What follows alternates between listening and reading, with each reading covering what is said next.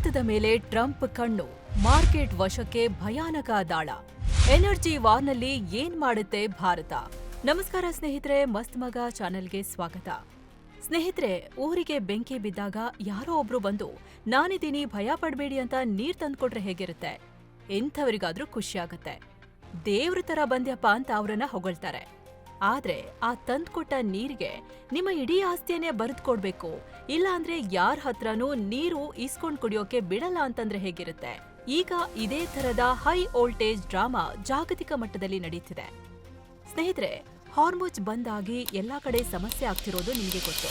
ಈಗಂತೂ ಜಗತ್ತಲ್ಲಿ ಎಲ್ಲೆಲ್ಲಿ ಇಂಧನ ಸಿಗುತ್ತೋ ಎಲ್ಲಾ ಕಡೆನೂ ತೈಲ ತರಿಸಿಕೊಳ್ಳೋ ಪರಿಸ್ಥಿತಿ ಬರ್ತಿದೆ. ಭಾರತ ರಾಜಸ್ಥಾನದ ಮರುಭೂಮಿಲಿ ಕೃಷ್ಣ ಗೋದಾವರಿ ಬೇಸಿನ್ನಲ್ಲಿ ಆಯಿಲ್ ತೆಗೆಯೋಕೆ ವೇಗ ಕೊಟ್ಟಿದೆ. 145 ಕೋಟಿ ಜನರಿರೋ ಭಾರತಕ್ಕೆ ಪ್ರತಿದಿನ 55 ಲಕ್ಷ ಬ್ಯಾರೆಲ್ ತೈಲ ಬೇಕು. ಹೀಗಾಗಿ ಗಲ್ಫ್ ಇಲ್ಲ ಅಂದ್ರೆ ಏನಂತೆ, ರಷ್ಯಾ, ಕೆನಡಾದಂಥ ದೇಶಗಳಿಂದಾದ್ರೂ ತೈಲ ಗ್ಯಾಸ್ ತರಿಸಿಕೊಳ್ಳೋಣ ಅಂತ ಭಾರತ ಯೋಚನೆ ಮಾಡ್ತಿದೆ. ಹೇಗಾದ್ರೂ ಮಾಡಿ ಈ ಬಿಕ್ಕಟ್ಟಿನಿಂದ ಪಾರಾಗ್ಬೇಕು ಅಂತ ನೋಡ್ತಿದೆ. ಇದಕ್ಕಾಗಿ ನಮ್ಮ ಸರ್ಕಾರಗಳು ಸಾಲು ಸಾಲು ಸಭೆ ಮಾಡ್ತಿವೆ. ಮಂತ್ರಿಗಳ ಟೀಮ್ಗಳು ಕೂಡ ರೆಡಿಯಾಗಿವೆ. ಆದ್ರೆ ಇಂಥ ಹೊತ್ತಲ್ಲೇ ಟ್ರಂಪ್ ಒಂದು ಭಯಾನಕ ದಾಳ ಉರುಳಿಸಿದ್ದಾರೆ. ನಾವು ನಿಮಗೆ ಇಂಧನ ಕೊಡ್ತೀವಿ, ಭಾರತ ನಮ್ಮ ತೈಲ ತಗೊಳ್ಳಿ ಅಂತ ಹೇಳ್ತಿದ್ದಾರೆ. ಮೇಲ್ನೋಟಕ್ಕೆ ಇದು ಒಳ್ಳೆ ಆಫರ್ ಅಲ್ವಾ ಅಂತ ಅನಿಸ್ಬೋದು. ಆದ್ರೆ ಅಮೆರಿಕಾದ ಈ ತೈಲ ಭಾರತಕ್ಕೆ ಇಷ್ಟ ಆಗ್ತಿಲ್ಲ. ನೀವು ಎಷ್ಟೇ ಒತ್ತಡ ಹಾಕಿದ್ರೂ ನಾವು ಮಾತ್ರ ನಿಮ್ಮ ಮಾತು ಕೇಳಲ್ಲ ಅನ್ನೋ ರೀತಿ ಭಾರತ ವರ್ತಿಸ್ತಿದೆ. ಹಾಗಿದ್ರೆ ಏನ್ ನಡೀತಿದೆ ಭಾರತ ಅಮೆರಿಕ ಮಧ್ಯೆ? ಟ್ರಂಪ್ ಮಾಡ್ತಿರೋದೇನು? ಇದಕ್ಕೆ ಭಾರತ ಕೊಡ್ತಿರೋ ಕೌಂಟರ್ ಹೇಗಿದೆ? ಇವತ್ತಿನ ಈ ವಿಡಿಯೋದಲ್ಲಿ ಈ ಸೀಕ್ರೆಟ್ ಎನರ್ಜಿ ವಾರ್ ಬಗ್ಗೆ ಡೀಟೇಲ್ ಆಗಿ ನೋಡ್ಕೊಂಡು ಬರೋಣ. ಕಡೆ ತನಕ ಮಿಸ್ ಮಾಡದೆ ನೋಡಿ. ಭಾರತದ ಬೆನ್ನು ಬಿದ್ದ ಟ್ರಂಪ್ ಆಡಳಿತ, ತೈಲ ರಫ್ತಿಗೆ ದೊಡ್ಡ ತಂತ್ರ. ಸ್ನೇಹಿತರೆ, ಈಗ ಒಂದಷ್ಟು ಹೇಳಿಕೆಗಳನ್ನ ಗಮನಿಸ್ತಾ ಹೋಗಿ. ಮೊನ್ನೆ ಅಮೆರಿಕದ ರಾಯಭಾರಿ ಟ್ರಂಪ್ರ ಆಪ್ತ ಸೆರ್ಗಿಯೋ ಗೋರ್ ಭಾರತದ ಪೆಟ್ರೋಲಿಯಂ ಸಚಿವ ಹರ್ದೀಪ್ ಸಿಂಗ್ ಪುರಿಯನ್ನ ಭೇಟಿಯಾಗಿದ್ರು. ಈ ಮೀಟಿಂಗ್ ಬಗ್ಗೆ ಹರ್ದೀಪ್ ಸಿಂಗ್ ಪುರಿ ಏನೂ ಮಾತಾಡ್ಲಿಲ್ಲ. ಆದ್ರೆ ಸೆರ್ಗಿಯೋ ತಮ್ಮ ಎಕ್ಸ್ ಖಾತೆಯಲ್ಲಿ ಒಂದು ಪೋಸ್ಟ್ ಹಾಕೊಂಡ್ರು. ಭಾರತ ಅಮೆರಿಕ ಸಂಬಂಧದ ಬಗ್ಗೆ ಚರ್ಚೆ ನಡೀತು.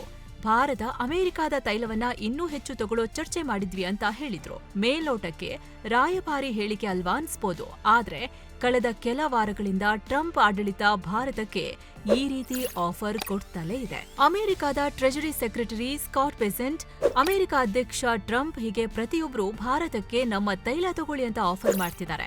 ಒಂದು ಹಂತದಲ್ಲಿ ಬ್ಲಾಕ್ ಮೇಲ್ ಮಾಡೋ ಮಟ್ಟಕ್ಕೂ ಅಮೆರಿಕ ಹೋಗ್ತಿದೆ. ಹಾಗಿದ್ರೆ ಅಮೆರಿಕ ತಮ್ಮ ಆಯಿಲ್ ಅನ್ನ ಭಾರತದ ತಲೆಗೆ ಕಟ್ಟೋಕೆ ಇಷ್ಟು ಉತ್ಸಾಹ ತೋರಿಸ್ತಿರೋದು ಯಾಕೆ? ಸ್ನೇಹಿತರೆ, ಇದ್ರ ಹಿಂದೆ ಸಾಕಷ್ಟು ಕಾರಣ ಇದೆ. ಮೊದಲನೇದಾಗಿ ಅಮೆರಿಕದ ಮಿತಿಮೀರಿದ ಉತ್ಪಾದನೆ. ಸ್ವಲ್ಪ ಡೇಟಾ ಗಮನಿಸಿ. US energy information administration report ಪ್ರಕಾರ ಅಮೆರಿಕ ಪ್ರತಿದಿನ ಬರೋಬ್ಬರಿ 118.5 billion cubic feet natural gas produce ಮಾಡ್ತಿದೆ. ಆದ್ರೆ ಅಮೆರಿಕದ ಸ್ವಂತ ಬಳಕೆಗೆ ಬೇಕಿರೋದು ದಿನಕ್ಕೆ ಜಸ್ಟ್ 85ರಿಂದ 90 ಬಿಲಿಯನ್ ಕ್ಯೂಬಿಕ್ ಫೀಟ್ ಗ್ಯಾಸ್ ಮಾತ್ರ. ಅಂದ್ರೆ ಪ್ರತಿದಿನ ಸುಮಾರು 25ರಿಂದ 28 billion cubic feet gas excess ಉಳಿತಿದೆ. ಜೊತೆಗೆ ಪ್ರತಿದಿನ 2.7 ಮಿಲಿಯನ್ ಬ್ಯಾರೆಲ್ಸ್ LPG ರಫ್ತು ಮಾಡುವಷ್ಟು ಅವರ ಗೋದಾಮುಗಳು ತುಂಬಿ ತುಳುಕ್ತಿವೆ. ಇನ್ನು ಕಚ್ಚಾ ತೈಲ ವಿಚಾರಕ್ಕೆ ಬಂದ್ರೆ ಅಮೆರಿಕ ಪ್ರತಿದಿನ 13.4ರಿಂದ 13.6 ಮಿಲಿಯನ್ ಬ್ಯಾರೆಲ್ಸ್ ಉತ್ಪಾದನೆ ಮಾಡುತ್ತೆ. ಅಮೆರಿಕದಲ್ಲಿ ಲೈಟ್ ಕ್ರೂಡ್ ಜಾಸ್ತಿ. ಇದನ್ನ ಮಾರಲೇಬೇಕಾದ ಅನಿವಾರ್ಯತೆ ಇದೆ. ಈ ಹಿಂದೆ ಅಮೆರಿಕದ ಈ ಎಕ್ಸಿಸ್ ಗ್ಯಾಸ್ ಅನ್ನ ಚೀನಾ ಕೊಂಡ್ಕೊಳ್ತಿತ್ತು. ಆದ್ರೆ ಚೀನಾ ಇದನ್ನ ತಗೋತಿಲ್ಲ. ಯಾಕಂದ್ರೆ ಮೊದಲ ಬಾರಿಗೆ ಡೊನಾಲ್ಡ್ ಟ್ರಂಪ್ ಶುರು ಮಾಡಿದ್ದ ಅಮೆರಿಕ ಚೀನಾ ಟ್ರೇಡ್ ವಾರ್ ಈಗ ತಾರಕಕ್ಕೇರಿದೆ. 2025ರ ಆರಂಭದಲ್ಲಿ ಅಮೆರಿಕ ಚೀನಾ ವಸ್ತುಗಳ ಮೇಲೆ ಟ್ಯಾರಿಫ್ ಹಾಕಿದ್ದೇ ತಡ ಇದಕ್ಕೆ ತಿರುಗೇಟು ನೀಡಿದ ಚೀನಾ ಅಮೆರಿಕದ ನ್ಯಾಚುರಲ್ ಗ್ಯಾಸ್ ಮೇಲೆ ನೇರವಾಗಿ 15% ಟ್ಯಾರಿಫ್ ಹಾಕಿದೆ. ಇದರಿಂದ ಚೀನಾ ಮಾರ್ಕೆಟ್ ಅಮೆರಿಕಕ್ಕೆ ಆಲ್ಮೋಸ್ಟ್ ಬಂದ್ ಆಗಿದೆ. ಇನ್ನು ಚೀನಾ ಕೈಕೊಟ್ಟ ಮೇಲೆ ಅಷ್ಟು ತೈಲವನ್ನ ಯಾರು ತಗೋಬೇಕು? ಆಗ ಅಮೆರಿಕದ ಕಣ್ಣು ಬಿದ್ದಿದ್ದು 3ನೇ ಅತಿ ದೊಡ್ಡ ಎನರ್ಜಿ ಮಾರ್ಕೆಟ್ ಆಗಿರೋ ನಮ್ಮ ಭಾರತದ ಮೇಲೆ. ಸ್ನೇಹಿತರೆ, ಭಾರತ ಅತಿ ಹೆಚ್ಚು ತೈಲ ಉಪಯೋಗಿಸೋ ದೇಶ. ಆರಂಭದಲ್ಲೇ ಹೇಳಿದ್ವಿ, ನಮಗೆ ದಿನಕ್ಕೆ 55 ಲಕ್ಷ ಬ್ಯಾರೆಲ್ ತೈಲ ಬೇಕು. 1 ಬ್ಯಾರೆಲ್ ಅಂದ್ರೆ 159 ಲೀಟರ್ ಕಚ್ಚಾ ತೈಲ. ಇದರಲ್ಲಿ 73 ಲೀಟರ್ ಪೆಟ್ರೋಲ್ ಸಿಗುತ್ತೆ, 45 ಲೀಟರ್ ಡೀಸೆಲ್ ಸಿಗುತ್ತೆ, ಸುಮಾರು 15 ಲೀಟರ್ ಜೆಟ್ ಫ್ಯೂಲ್ ಸಿಗುತ್ತೆ. ಉಳಿದದ್ದು LPG, ಡಾಂಬರು, ಪೆಟ್ರೋಕೆಮಿಕಲ್ಸ್ಗೆ ಬಳಸ್ತಾರೆ. ಇನ್ನು ಭಾರತ 85ರಿಂದ 89% ಕ್ರೂಡ್ ಆಯಿಲ್ ಅನ್ನ ಇಂಪೋರ್ಟ್ ಮಾಡ್ಕೊಳ್ಳುತ್ತೆ. ಆದ್ರೆ ಅಮೆರಿಕದಿಂದ ಹೆಚ್ಚು ತರಿಸ್ಕೊಳ್ಳಲ್ಲ. ಒಂದು ಮಾಹಿತಿ ಪ್ರಕಾರ ಭಾರತ ಅಮೆರಿಕದಿಂದ ಪ್ರತಿದಿನ ಸುಮಾರು 1.58 ಲಕ್ಷ ಬ್ಯಾರೆಲ್ ಕಚ್ಚಾ ತೈಲ ಮಾತ್ರ ತರಿಸಿಕೊಳ್ಳುತ್ತೆ. ಹಾಗೆ ವರ್ಷಕ್ಕೆ 5.42 ಮಿಲಿಯನ್ ಮೆಟ್ರಿಕ್ ಟನ್ ಅಷ್ಟು ನ್ಯಾಚುರಲ್ ಗ್ಯಾಸ್ ಅನ್ನ ಆಮದು ಮಾಡಿಕೊಳ್ತಿದೆ. ಆದ್ರೆ ಅಮೆರಿಕಾಗೆ ಇದು ತೃಪ್ತಿ ಕೊಡ್ತಿಲ್ಲ. ಭಾರತದೊಂದಿಗಿನ ಟ್ರೇಡ್ ಡೆಫಿಸಿಟ್ ಕಡಿಮೆ ಮಾಡ್ಕೊಳ್ಳೋಕೆ ಇದು 10 ಪಟ್ಟು ಹೆಚ್ಚಾಗಬೇಕು ಅಂತ ಅಮೆರಿಕ ಬಯಸ್ತಿದೆ. ಸದ್ಯದ ಲೆಕ್ಕಾಚಾರದ ಪ್ರಕಾರ ಭಾರತ ಮತ್ತು ಅಮೆರಿಕ ನಡುವೆ $149 ಬಿಲಿಯನ್ ಸರಕು ವ್ಯಾಪಾರ ನಡೀತಿದೆ. ಇದರಲ್ಲಿ ಅಮೆರಿಕ ನಮ್ಮಿಂದ $103.8 ಬಿಲಿಯನ್ ಮೌಲ್ಯದ ವಸ್ತುಗಳನ್ನ ಆಮದು ಮಾಡಿಕೊಂಡಿದೆ. ಆದ್ರೆ ಅವರು ನಮಗೆ ಮಾರಾಟ ಮಾಡಿರೋದು ಕೇವಲ $45.6 ಬಿಲಿಯನ್ ವಸ್ತುಗಳನ್ನ ಮಾತ್ರ.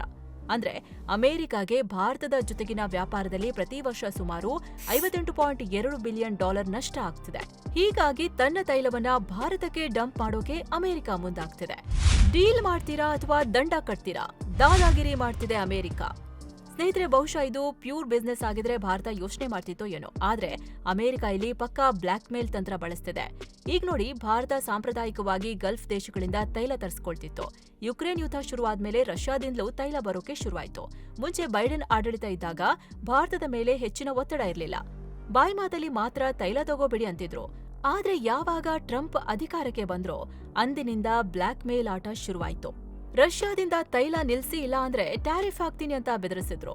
ಮೇಲ್ನೋಟಕ್ಕೆ ಇದು ಯುಕ್ರೇನ್ ಯುದ್ಧ ನಿಲ್ಸೋ ಪ್ರಯತ್ನ ಅಂತ ಎಲ್ರೂ ಅಂದ್ಕೊಂಡಿದ್ರು. ರಷ್ಯಾಗೆ ದುಡ್ಡು ಹರಿಯೋದನ್ನ ನಿಲ್ಸೋಕೆ ಟ್ರಂಪ್ ಈ ತರ ಹೇಳ್ತಿದ್ದಾರೆ ಅಂತ ಭಾವಿಸ್ತಿದ್ರು. ಆದ್ರೆ ಕೊನೆಗೆ ಇದು ಟ್ರಂಪ್ರ ಆಯಿಲ್ ವ್ಯಾಪಾರ ಅನ್ನೋದು ಅರ್ಥವಾಗಿತ್ತು. 500 ಬಿಲಿಯನ್ ವ್ಯಾಪಾರ ಮಾಡೋಣ ಅಂತಿದ್ದ ಟ್ರಂಪ್ ಅಮೆರಿಕ ತೈಲವನ್ನ ಖರೀದಿ ಮಾಡಿ ಅಂತ ಭಾರತಕ್ಕೆ ಡಿಮ್ಯಾಂಡ್ ಇಡ್ತಿದ್ರು. ಇದೇ ಕಾರಣಕ್ಕೆ ನಯಾರ ಸೇರಿ ಸಾಕಷ್ಟು ತೈಲ ಕಂಪನಿಗಳ ಮೇಲೆ ಅಮೆರಿಕ ನಿರ್ಬಂಧ ಹೇರ್ತು. ಅಫ್ಕೋರ್ಸ್ ಮೊನ್ನೆ ರಷ್ಯಾ ಮೇಲಿನ ತೈಲ ನಿರ್ಬಂಧ ತೆಗ್ದಿದೀವಿ ಅಂತ ಅಮೆರಿಕ ಹೇಳಿದೆ. 30 ದಿನಗಳ ಕಾಲ ನಿರ್ಬಂಧ ಅನ್ವಯ ಆಗಲ್ಲ ಅಂತ ರಿಲೀಫ್ ಕೊಟ್ಟಿದೆ. ಆದ್ರೆ ಇದು ಅಮೆರಿಕ ದೊಡ್ಡ ಮನಸ್ಸು ಮಾಡಿ ಕೊಟ್ಟಿದ್ದಲ್ಲ. ಹಾರ್ಮೋಜ್ ಬಂದ್ ಆದ್ರೆ ತೈಲ ಬೆಲೆ ಜಾಸ್ತಿ ಆಗತ್ತೆ. ಭಾರತವು ಪೂರ್ತಿ ಗಲ್ಫ್ ಕಡೆಗೆ ತೈಲ ಕೊಡಿ ಅಂತ ಬಂದ್ರೆ ಆಗ ತೈಲದ ಅಭಾವ ಸೃಷ್ಟಿಯಾಗತ್ತೆ. ಹೀಗಾಗಿ 30 ದಿನ ನಿರ್ಬಂಧ ಇಲ್ಲ ಅಂತ ಹೇಳ್ತಿದ್ದಾರೆ. ಆದ್ರೆ ಭಾರತದ ಮೇಲೆ ಒತ್ತಡ ಹಾಕೋದನ್ನ ಅಮೆರಿಕ ನಿಲ್ಸಿಲ್ಲ. ಅಮೆರಿಕದ ಟ್ರೆಜರಿ ಸೆಕ್ರೆಟರಿ ಸ್ಕಾಟ್ ಬೆಸೆಂಟ್ ಈ ವಿನಾಯಿತಿ ಕೊಡೋವಾಗ್ಲೇ ಭಾರತ ನಮ್ಮ ಇಂಪಾರ್ಟೆಂಟ್ ಪಾರ್ಟ್ನರ್, ಅವರು ನಮ್ಮಿಂದ ಹೆಚ್ಚು ತೈಲ ತರಿಸಿಕೊಳ್ಬೇಕು ಅಂತ ಎಕ್ಸ್ಪೆಕ್ಟ್ ಮಾಡ್ತೀವಿ ಅಂತ ಕಂಡೀಷನ್ ಹಾಕಿದ್ದಾರೆ. ಅಷ್ಟೇ ಅಲ್ಲ, ಟ್ರಂಪ್ ಆಡಳಿತ ಭಾರತದ ಮೇಲೆ ಹೇಗೆಲ್ಲ ಒತ್ತಡ ಹೇರ್ಬೋದೋ ಎಲ್ಲಾ ಮಾಡ್ತಿದೆ. ಈಗಾಗಲೇ ಭಾರತದ ಸೋಲಾರ್ ಎಕ್ಸ್ಪೋರ್ಟ್ಸ್ ಮೇಲೆ ಇದ್ದ 80% ಟ್ಯಾಕ್ಸ್ನ ದಿಢೀರ್ನೆ 143.3%ಗೆ ಏರ್ಸಿದೆ. ಈ ಮೂಲಕ ಇದರಿಂದ ನೀನು ನಮ್ ಜೊತೆ ವ್ಯಾಪಾರ ಮಾಡದಿದ್ರೆ ನಿಮಗೂ ವ್ಯಾಪಾರ ಮಾಡೋಕೆ ಬಿಡಲ್ಲ ಅಂತ ಅಮೆರಿಕ ಭಾರತನ ಹೆದರಿಸೋಕೆ ಟ್ರೈ ಮಾಡ್ತಿದೆ. ಆದ್ರೆ ಭಾರತ ಇದ್ಯಾವುದಕ್ಕೂ ಬಗ್ತಿಲ್ಲ. ಹಾಗ್ ನೋಡಿದ್ರೆ ಇಂಥ ಸಿಚುವೇಶನ್ ಇರೋ ಟೈಮಲ್ಲಿ ಭಾರತ ಅಮೆರಿಕದಿಂದಲೇ ಹೆಚ್ಚು ತೈಲ ತರಿಸ್ಕೊಳ್ಬೋದಿತ್ತು. ಯಾಕಂದ್ರೆ ಹಾರ್ಮುಜ್ ಕ್ಲೋಸ್ ಆಗಿದೆ. ಭಾರತಕ್ಕೆ ಇಂಧನ ಕೊರತೆ ಕೂಡ ಕಾಡ್ತಿದೆ. ಇಷ್ಟಾದ್ರೂ ಭಾರತ ಅಮೆರಿಕದಿಂದ ದೂರ ಉಳಿತಿದೆ. ಇದಕ್ಕೆ ಇಂಪಾರ್ಟೆಂಟ್ ಕಾರಣಗಳಿವೆ. ಹಾಗಿದ್ರೆ ಏನ್ ಕಾರಣಗಳು? ಅದನ್ನ ನೋಡೋಕು ಮುಂಚೆ ನಿಮ್ಮಲ್ಲೊಂದು ಸಣ್ಣ ರಿಕ್ವೆಸ್ಟ್. ಮಸ್ತ್ ಮಗ ನಿಮಗೆ ಉಪಯುಕ್ತವಾಗೋ ಮಾಹಿತಿಯನ್ನ ತಲುಪಿಸೋ ಪ್ರಯತ್ನ ಮಾಡ್ತಾನೆ ಇರುತ್ತೆ. ನಮ್ಮ ಈ ಪ್ರಾಮಾಣಿಕ ಪ್ರಯತ್ನ ನಿಮ್ಗೆ ಇಷ್ಟ ಆಗ್ತಿದ್ರೆ ನಮ್ಮ ಚಾನೆಲ್ನ ಜಾಯಿನ್ ಬಟನ್ ಕ್ಲಿಕ್ ಮಾಡೋ ಮೂಲಕ ನೀವು ಮಸ್ತ್ ಮಗ ಫ್ಯಾಮಿಲಿಯ ಎಕ್ಸ್ಕ್ಲೂಸಿವ್ ಮೆಂಬರ್ ಆಗ್ಬೋದು. ಇದರಿಂದ ನಿಮಗೆ ನಮ್ಮ ವಿಶೇಷ ವಿಡಿಯೋಗಳು ಮೊದಲೇ ಸಿಗೋದ್ರ ಜೊತೆಗೆ ನಮ್ಮ ಸ್ವತಂತ್ರ ಪತ್ರಿಕೋದ್ಯಮಕ್ಕೆ ನಿಮ್ಮದೊಂದು ದೊಡ್ಡ ಬೆಂಬಲ ಸಿಕ್ಕಂತಾಗತ್ತೆ. ಆಸಕ್ತಿ ಇರೋರು ಖಂಡಿತ ಕನ್ಸಿಡರ್ ಮಾಡಬಹುದು. ಬನ್ನಿ ಈಗ ವರದಿಯಲ್ಲಿ ಮುಂದುವರಿಯೋಣ. ಅಮೆರಿಕದ ಆಫರ್, ಹೊರಗೆ ಬೆಲ್ಲ ಒಳಗೆ ಕಲ್ಲು. ಹೌದು ಸ್ನೇಹಿತರೆ, ಅಮೆರಿಕದ ಡೀಲ್ ಮೇಲ್ನೋಟಕ್ಕೆ ಚೆನ್ನಾಗಿ ಕಂಡ್ರು ಒಳಗಡೆ ತುಂಬಾ ಚಾಲೆಂಜ್ ಇದೆ. ಮೊದಲನೇ ಸಮಸ್ಯೆ ರಿಫೈನರಿ ಇನ್ಕಂಪ್ಯಾಟಿಬಿಲಿಟಿ, ಅಂದ್ರೆ ತಾಂತ್ರಿಕ ಸಮಸ್ಯೆ.